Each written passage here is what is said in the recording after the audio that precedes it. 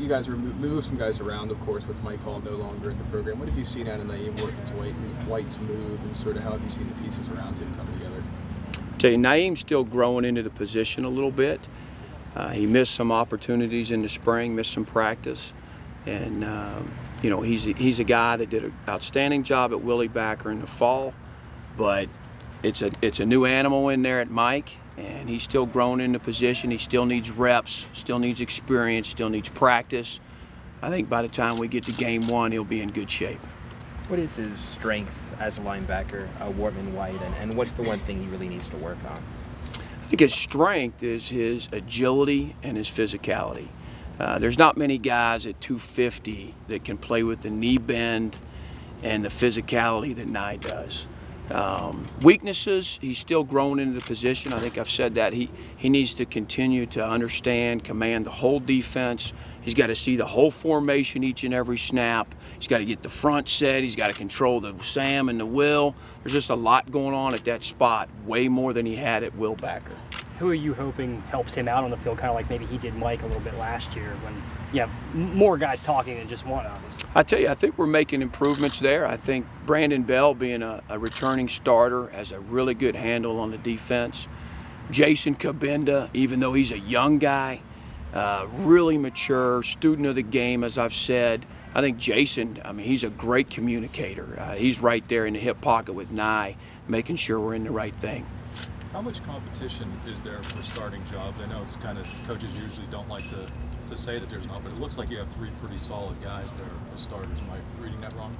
I think anytime you have depth, which we have, there's competition. There's quality guys behind these three guys, and Troy Reeder, Gary Wooten is improving big time every day. You got Ben Klein out there, an old head with a lot of experience. The rustiness is shaking off.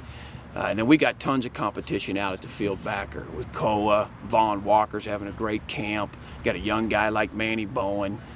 So there's a lot of competition in the unit. I love it.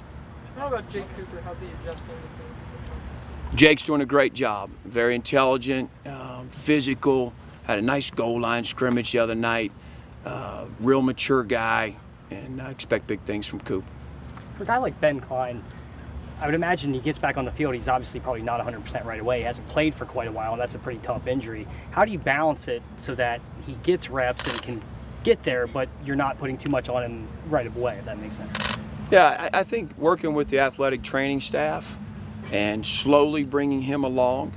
You don't just drop him in the fire. You expose him a little bit more each and every practice.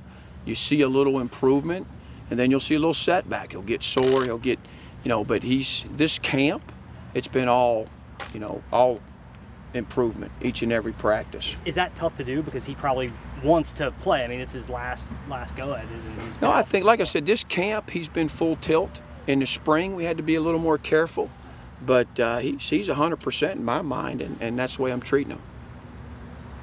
Brent, using freshmen is sort of a position-by-position thing, and sometimes it's a need thing. Do you think you'll use any of your class of recently signed guys this year, or would you like to save them if possible for? I think it's too early to say. Yeah. If we feel like we can help, you know, they can help us, then we'll certainly consider it. We got some talented guys that have a lot of maturity and have the physical tools like Kabinda did last year. And you know, it's too early to say. Those guys right now know they're competing for spots and playing time, and nobody's a redshirt yet. How much of an ability to participate on special teams is going to go into those decisions to redshirt or not redshirt? That's always a factor. You know, I think teams are very important in our program, and those guys come in as freshmen, they recognize that it's not just about being a Sam, a Mike, or a Will, but your role on teams is going to be important, and it's going to also be a deciding factor for sure in whether or not you shirt. Any thoughts on Zettel's offseason of video making? To be honest, I haven't paid much attention to it. I got my hands full trying to get these backers right. I love Anthony Zettel. He was out at my house this summer, crashed my linebacker cookout, and held court for about an hour, so I did catch some of those crazy stories. Coach, what do you specifically see out of Troy Reeder? You know, last year he came in, you guys said he was ahead of his age, but what does he do so well at such a young age? Troy Reeder is a hard worker. He's a big kid, with a lot of explosiveness. When we were just talking after the practice, he will thump you.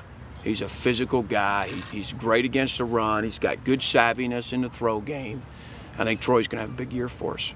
When you have defensive tackles like Johnson and Zettel, does it, one, make your job a little easier coaching younger linebackers where they can play behind those guys who are maybe dominating more so up front? And does it speed up development of younger guys that you've seen, or maybe you're in the process now, it's a little early on, maybe tough to tell? No, I don't think, obviously we love having talented guys inside, and doesn't change the way we do things or the way we coach. We just may watch their clips once or twice while we're watching linebacker play. You said Reader can thump you. Who is the hardest hitting linebacker you guys have right now? Hardest hitting linebacker? Boy, you're going to get me in trouble when I answer this one. I'd probably say Jason Cabinda right now.